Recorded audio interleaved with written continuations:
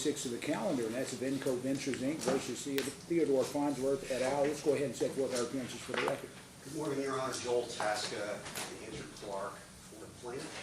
And Will Kemp at Kemp Jones, 1205 for Mr. Farnsworth. Good morning, Your Honor. Theodore Parker on behalf of Lisa King and Rod Vanderbilt.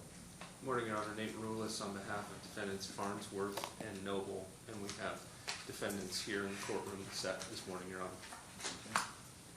All right, and you may be seated. And this is a continuation from the prior hearings, status check regarding settlement. Tell me where we at in that regard. So, Your Honor, we have reached the settlement. I think last time we were before Your Honor, we had a settlement in principle, and we now have a settlement finalized with all signatures. The people I answered to, the independent directors, felt like this settlement was in the best interest of the shareholders, particularly with Mr. Miller and Mr. Bosak, who's the new CFO. I think they felt comfortable at this point voluntarily stepping away, and again, you know, I think that's and ending this litigation is they felt was in the best interest of the company and the shareholders. And I don't mind telling you this, sir. I was trying to figure out, just in my mind, what would be a good way to do that. Because at the end of the day, I think there's been a common theme as far as this case is concerned. I was always concerned about what was in the best interest of the shareholders. And I agree with you in that respect, no question about it. And just as important too, remember, this isn't a settlement pursuant to 23A and B and or 23.1 shareholder derivative where the court's involved in the settlement. This is a different type of action. Consequently, if everyone is in accord and in agreement, I have no problem with it. Yeah, and despite it not being that type of action, Your Honor, we would like Your Honor to sign the settlement agreement. I understand. We suggested that before. I understand. I do. Yes, Your Honor, I join in his comments.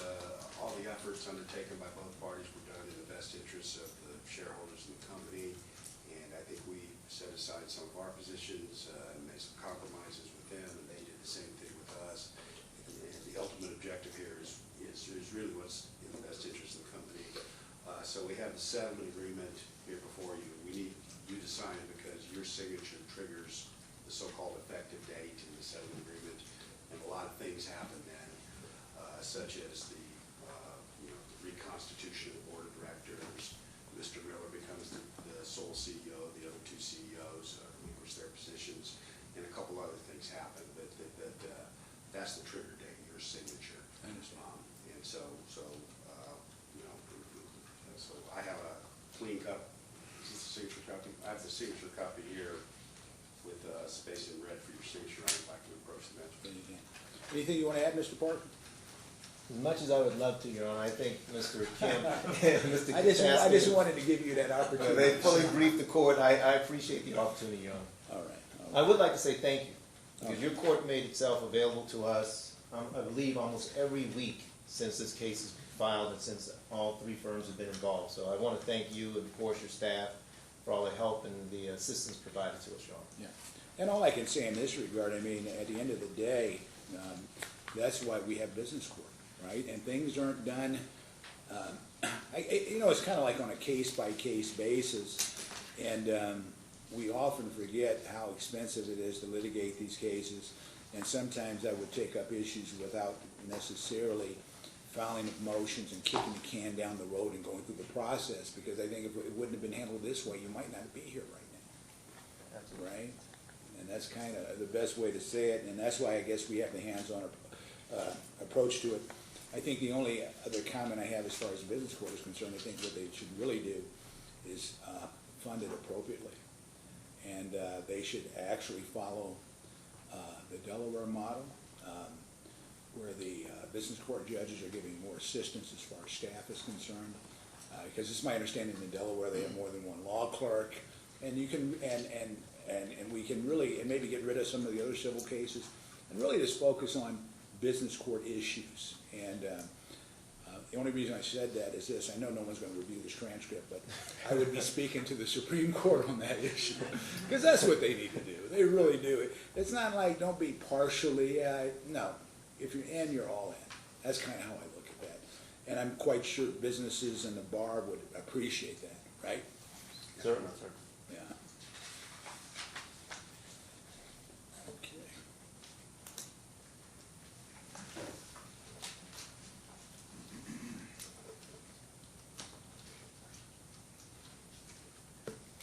All right.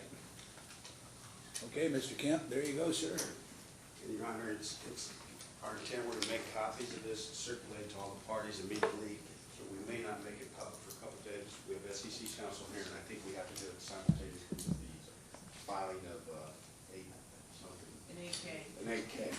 Okay, I know what an 8K is and a 10K is, man, now. I So do. anyway, we're gonna file this with an 8K, and at the same time we file with the 8K, probably a couple hours after we'll file it here before.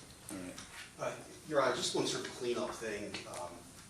We had a contempt motion that was filed, and we had a proposed order that was floating around for comments, and we never submitted it because the standstill occurred, but I think folks on our side would feel more comfortable if it actually got entered, so if we could submit that, even though we are, beyond when the case is settled. Your Honor, I'm concerned procedurally, since we've resolved the case, I think practically divested the court of making that type of order. But the other concern I would have, and I'm somewhat concerned about saying this, but I'm not sure we've received proof yet that $4 million was moved back over into the Vinco account. So instead of raising that issue, We verified that yesterday, Your Honor. Did we get it Not that yesterday? was moved back, but we found where it was.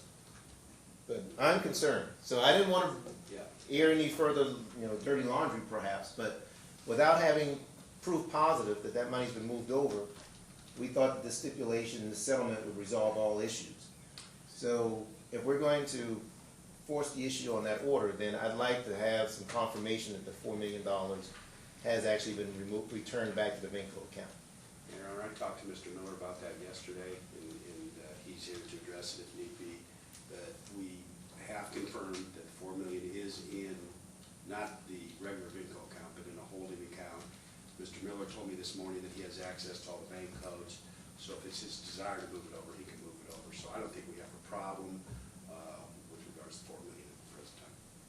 And I would just say, Your Honor, well, it wouldn't be a day in court if I wasn't fighting with Mr. Parker about something, but that $4 million, I think we established, was not actually subject to the motion. It was not, the moving it over was not a condition of getting the contempt order denied, but in any event, we would ask Your Honor's indulgence so that we can have that order entered and made. And the order will be entered saying what, sir? It will be saying that the contempt motion that was filed earlier this month is denied. I understand. And Your Honor, Because at this point, it would become moot, right? that's my point.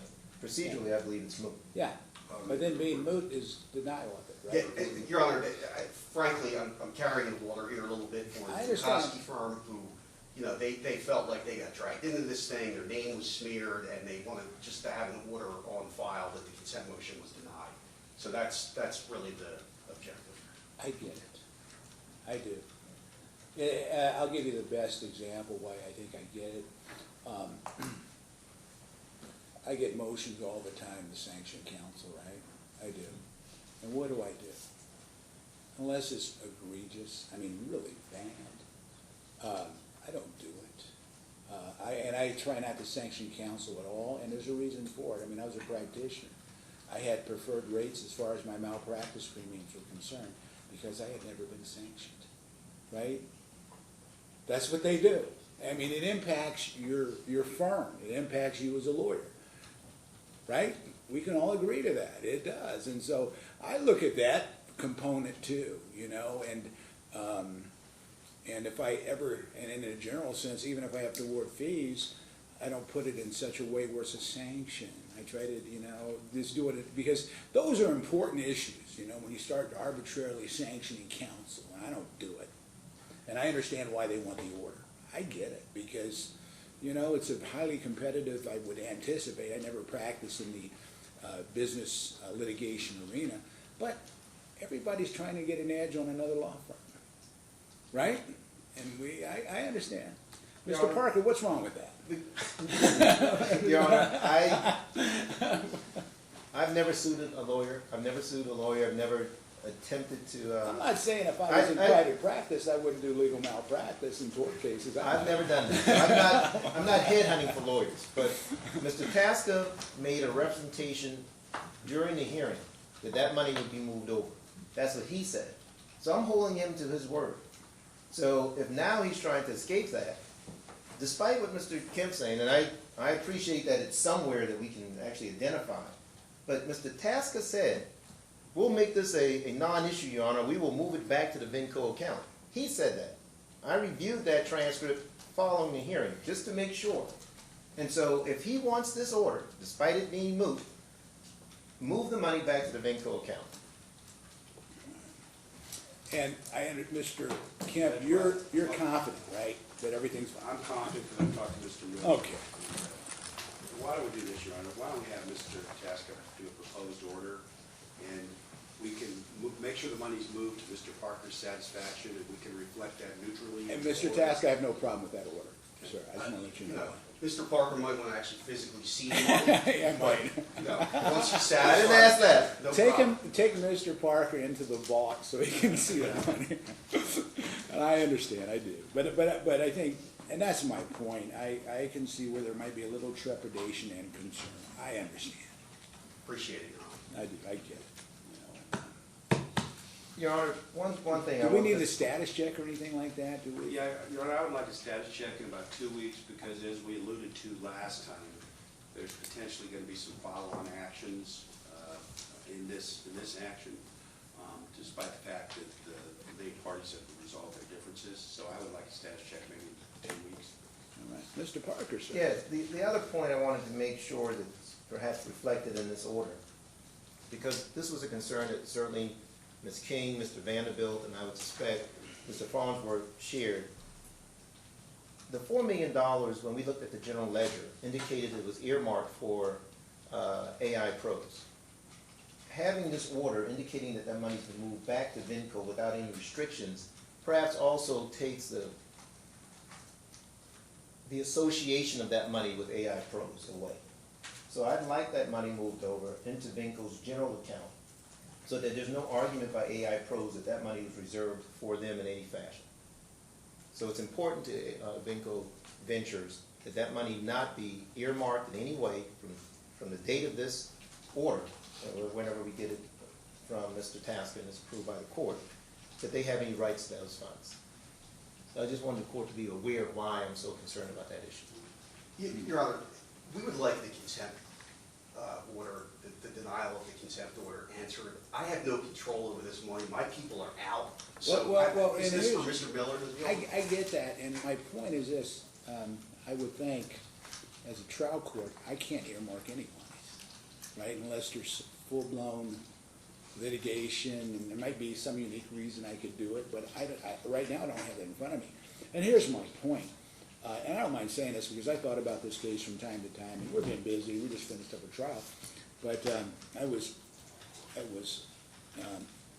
hopefully anticipating this case would settle, because one thing I feel very strongly about, trial courts aren't in a position to run businesses, right? We're here to resolve disputes, nothing more, nothing less, right? So I want to turn it over so it's done, and it's, we can go back to business practices and what corporations do, whatever that might be, and so on. Yeah, Judge, I've talked to Mr. Miller again, and he's pretty confident, he's 100% confident, he can just move the money over. And I've suggested to Mr. Taska again that we just submit a Right. joint order to solve his concerns, Right. to solve Mr. Parker's concern. And do that, and if an issue comes up, I always entertain order shortening, right? I'll let About you every get, week, Your Honor. you know, you can get back in front of me relatively easy if there's an issue. I mean, the other thing we could do, Your Honor, is just submit competing orders, because I have a feeling Mr. Parker won't be persuaded on this issue. No. So. I think I'll try to persuade him. All right. But put it this way. I'm persuadable as long as people, Yeah. live up to their word, Your Honor. I'll let you do this. Try to get a joint order. If you can't, then prepare a competing order. That's probably the best way to do Will do, Your Honor. Thank you, Your Honor. it. Okay, is there anything else? Is that it? No, Your Honor. Okay, that's And it. again, thank you, Your Honor, and thank your staff, as always, you've been so accommodating. Yeah. Likewise from our side. Yes, Thank you. and congratulations on the hard work, and we'll set that status check, Mr. Kemp, 2 weeks? 2 weeks. And Judge, Julian took a look at the calendar, because of jury trial, he suggests the 18th, 19th, or 20th, that's all right. How's that, 18th, That's 19th? that's fine. We're gonna be here. Excellent. Well, the 18th, we can give them that. That's fine. And the 18th is fine? 9 o'clock? And for the record, I'll go ahead and vacate all pending hearings. Yes, Your Honor. Yes, Your Honor. All right. All right, Is everyone. that also at 9, or is it 9 o'clock. right. 9 o'clock? 9 o'clock. Okay, thank you. Thank you, Your Honor. All right, everyone enjoy your day. Thank you, guys. Thank you, Your Honor. Your Honor.